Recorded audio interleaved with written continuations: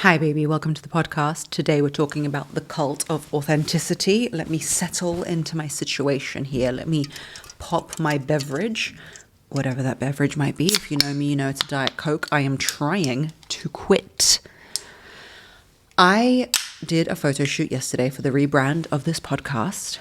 If it's out already, then it's out. And what do you think of the rebrand? Let me know. Let me know in the comments below. Let's talk about it. I am wearing no makeup today. I am having a moment of decombobulation because I was in full makeup yesterday. I've been running around like a crazy chihuahua. And now I am in my authentic mode. This is me being my authentic self, yes. But the reality is, what is the authentic self? And why us being told constantly to be authentic might not always be the best thing for us, okay? So let's talk about authenticity and why it's not always what it's cracked up to be. I feel like in every era and in every generation and in every modality of life, there is a cult of something. Like there's a cult of femininity, and then it was the girl boss era, wasn't it? That girl boss era about like, if you're not a girl boss, I love that it's girl boss and not a woman boss and not just a boss. And the fact that it got sold to women as such an appealing thing, but yet in its entirety, it's still considered like you're still a girl. It's still such a girly, feminine thing. Like, yes, girl boss. But they feel like they're so empowered by it. Anyway, we move on. Girl boss is a whole different conversation.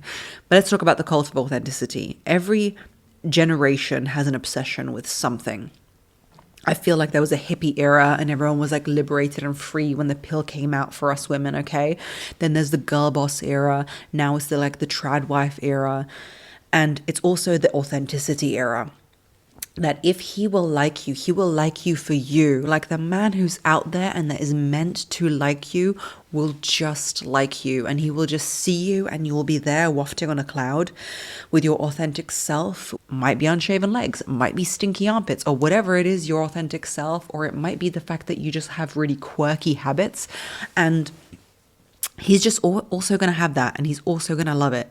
And you know what? There's absolutely nothing wrong with having hairy legs and all that stuff, because men will still want you. Let's be honest. Like, it might not be the man you want, but men will still want you. There will be men who want you. So if you feel you need to shave your legs for men, don't. It's just for your own self and for your own vibe. But the cult of authenticity is a problem. They're trying to sell you something that is so difficult to attain and difficult to actually manifest. Because if you approach life from a position where you are trying to create the best version of yourself, or you are trying to present the best version of yourself, let's say at like a job interview format, it is way easier than to be yourself. They always advise YouTubers to be themselves. They advise people at interviews to be themselves. And it's absolutely bloody difficult. How do you know what yourself is, first of all? You are asking somebody. It's like saying to kids, all I want for you to be, honey, is just be happy. Just be happy. You know what I mean? Just be happy. It's really, really hard. How can you just be happy? Happiness is the most elusive and hard to come by emotion that there is. Happy, what is that even? It's got to be juxtaposed to unhappiness. You've got to have parts in your life that are happy or unhappy. It's easier to, let's say, be hardworking or motivated as opposed to happy. Happiness is a feeling that you might sometimes feel and sometimes not. So how can you feel it when you don't want to or you can't in a certain moment? Same with authenticity. What is authenticity? In order for somebody to go out there and just be authentic through the sheer force of being authentic, it's such a tall order, and putting your life's relationships and your life's future on it is really, really hard. The paradox of being authentic, the huge amount of pressure that especially young people will feel, and women, in being authentic, especially when it's predicated on the fact that your partner is now going to be attracted to your authentic self. Back in the day, maybe you needed to wear some nice stockings and giggle girlishly for him to be attracted to you, which is a formula. You do ABC and he's attracted to you, okay? It's much easier to do than be your authentic self.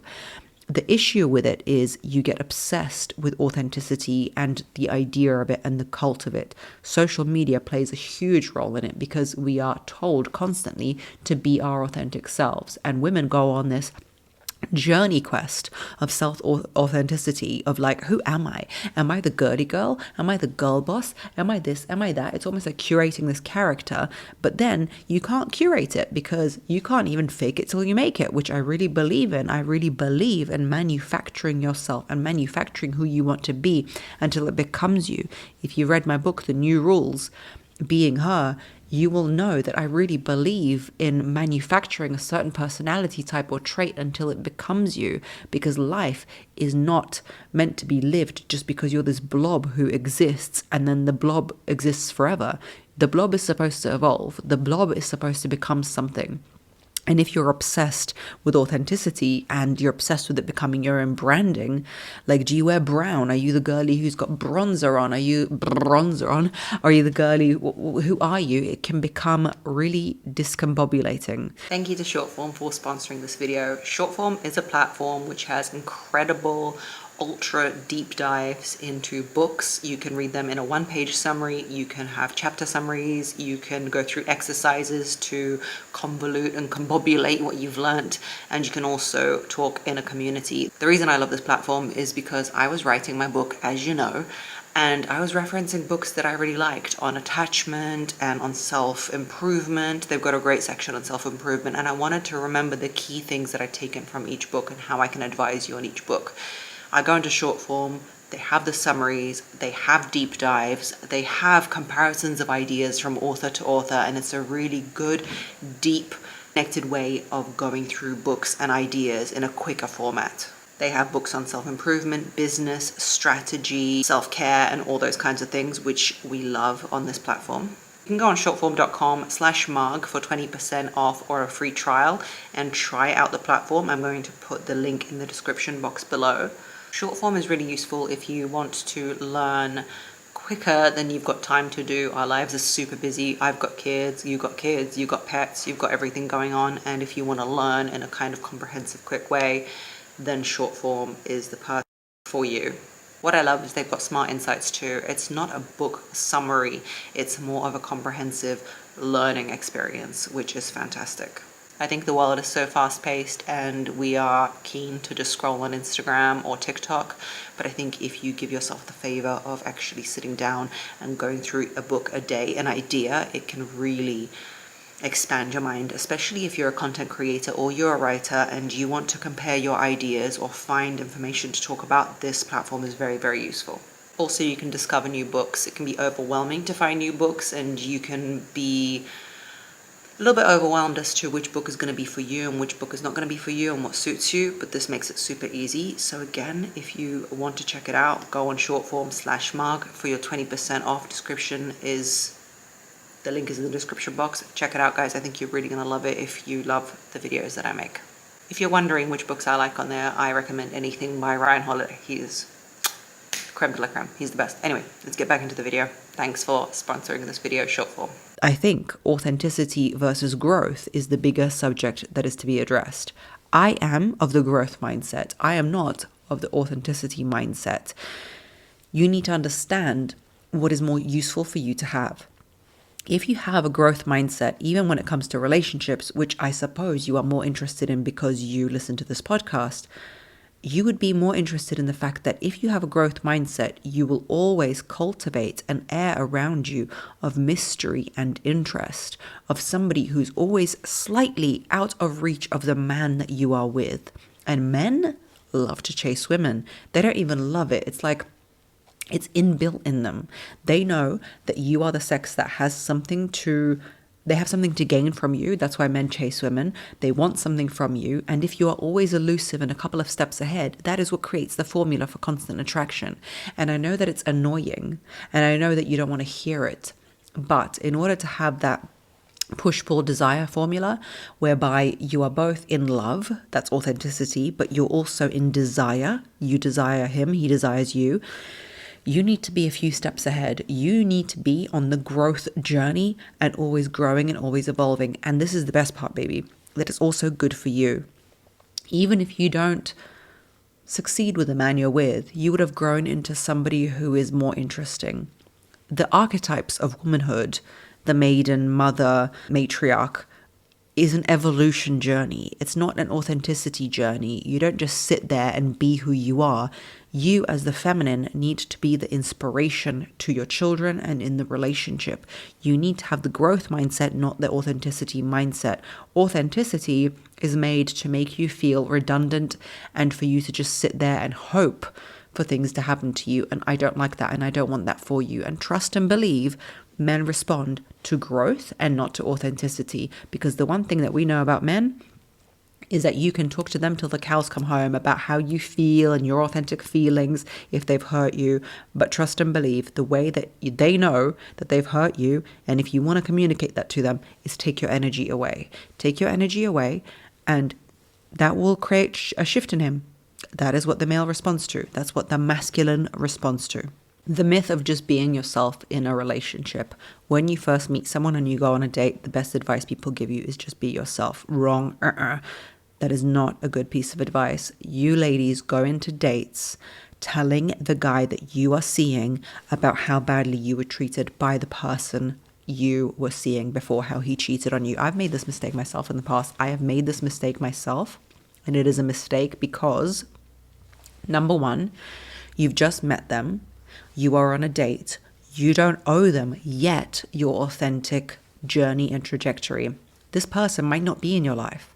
You've just spilt your authentic self, authentic in quotations, to somebody. You've told them how somebody's hurt you in the past. You've told them how you've been rejected and dejected. And they might take that information and, number one, use it against you or devalue you with that information. Or most likely, they might not be a part of your life, but you've just given a very genuine part of yourself away, and it's landed on deaf ears. That part of yourself should be reserved for close friends and confidants, women around you, or a partner that's been with you for a long time, not someone you're dating. But the dangerous advice with the authenticity is that you arrive and you're trying to be your true self, and you're being too candid.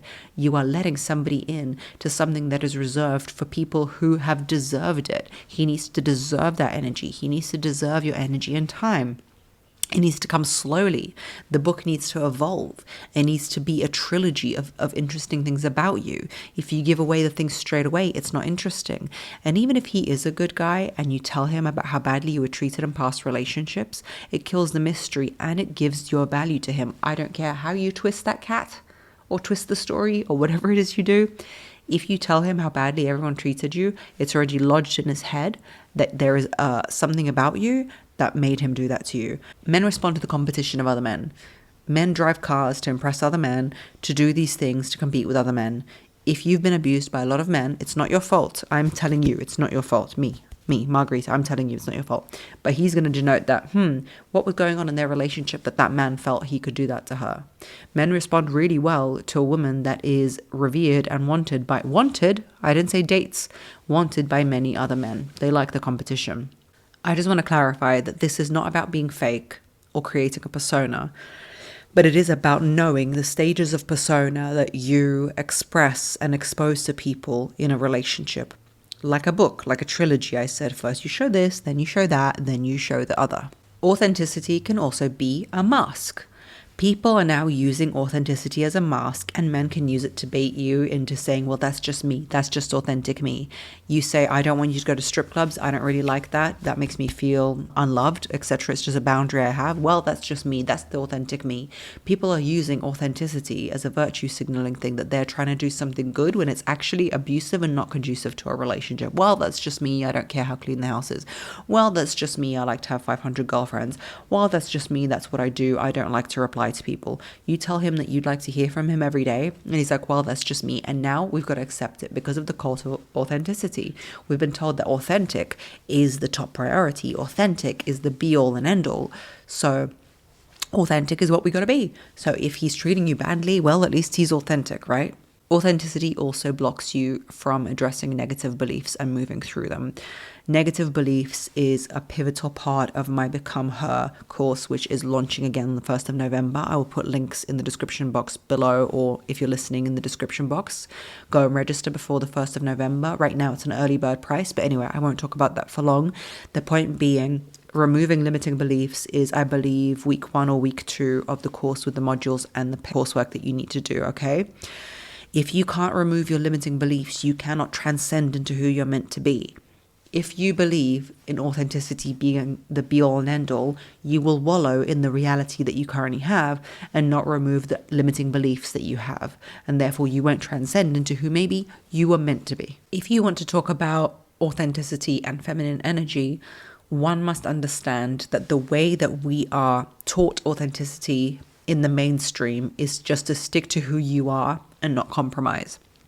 When in reality, authenticity and feminine energy, if you choose to look at it that way, is more so to do with responding authentically to your wants, dreams, and emotions. To be truly in your feminine and operate in your feminine and be extremely attractive and Moorish to the masculine is to be authentic to your emotions and not authentic and rigid in your understanding of how the world is. So you are more fluid, you are more playful, you are more responsive, and you are authentically responding to your emotions, as opposed to saying, no, I'm authentic and this is how I live my life and this is what I do and that's me being authentic and that's it. I'm going to climb myself up like a crab. See you later.